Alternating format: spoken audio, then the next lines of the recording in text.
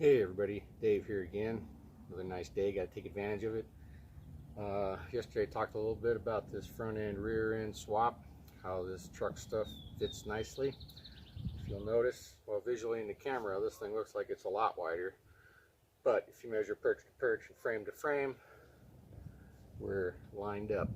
So this is truck stuff. It's going to be a little heavier, which is probably going to be good because I'll be putting in a V8.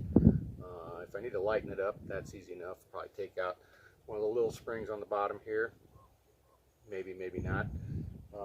Something that's kind of interesting on these old cars, if you're working on an old car or one of these old trucks and you're taking the suspension apart, you got these shackle pins up here, and if you're looking to replace them, don't start banging on them with a hammer because they are actually threaded in.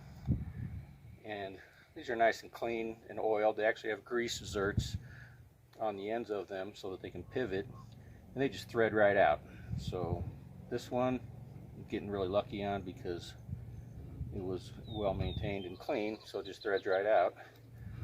You thread that back in. So the shackle assembly is a little different than stuff you might have put on your hot rod in the 80s or something with just the flat pieces of metal with the holes and the bolts. These are threaded in. So I'm just lining things up today. One thing I'm going to do is get the car up on jack stands, get some penetrating oil. Penetrating oil on these old machines all day, every day, on every part that moves. Threads, door handles, hinges, bolts, springs, pretty much everything. So I'll be lifting this up, getting into there with some penetrating oil, giving it all a good soak. And then maybe tomorrow, start sizing things up. I'm going to need to order some parts. Need to get some U-bolts. Need to get some mounts for the rear springs, new shackle kits that fit these pins. They'll come with new pins and bolts and all of that. I need to put some mounts on here, getting rid of the old coil spring shock assemblies. My drag link here most likely will fit right to the steering box on this because, again, the old Chevys just fit together nicely. So that's what we'll be doing today.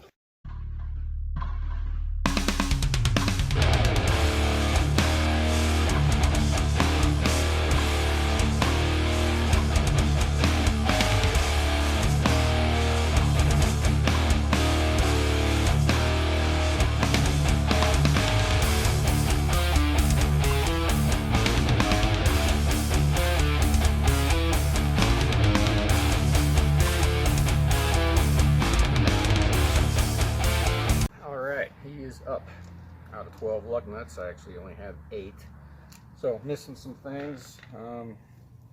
These hubs actually spin really nicely, not too bad a shape at all. Too bad they're coming off.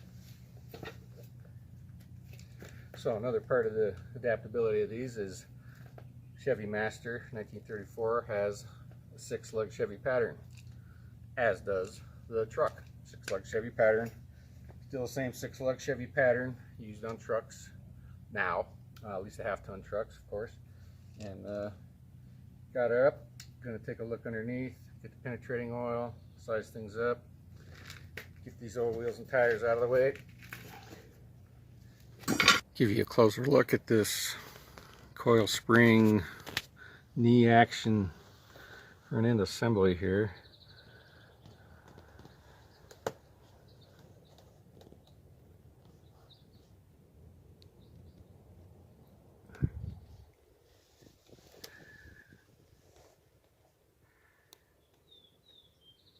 So the cross beams just bolted on.